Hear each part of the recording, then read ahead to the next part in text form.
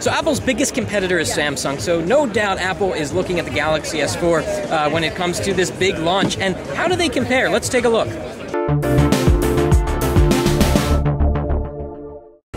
So we've got very different design philosophies here. We've got metal on the back on the iPhone and plastic on the back on the Galaxy S4. And the Galaxy S4 is thinner than it's ever been, but not enough to beat the iPhone. If we put them down on the table, the iPhone is like half a millimeter thinner. It's very imperceptible. Looking on the back here, they look so different, don't they? We've got a 13 megapixel camera on the Galaxy S4, and we've got an 8 megapixel camera on the iPhone 5. We've got much smaller screens, 4 inches versus a full 5 inches. And what's interesting is Samsung was able to keep a similar size to the Galaxy S3. In fact, they made it a little bit smaller in terms of width and height, but they made the screen bigger.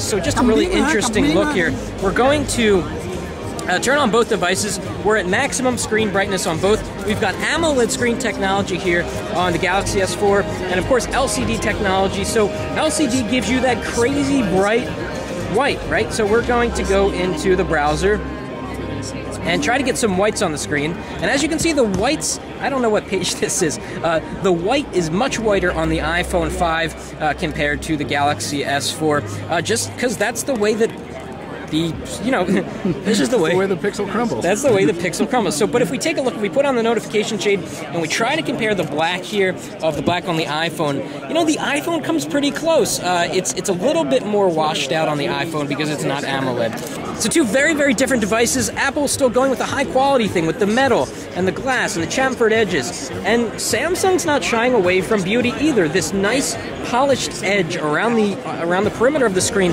looks a lot like what came on the Galaxy S3, but this time it's more pronounced. It catches the light. If I move it in the light, you can really see how this kind of looks a little bit like, I'm not going to say jewelry because, but it looks very attractive. Kind of like if you tilt the iPhone 5 in the light, if you can ignore all of the bangs and the dents and the dings. We've got a lot more coming up on the Galaxy S4. Stay tuned to Pocket Now.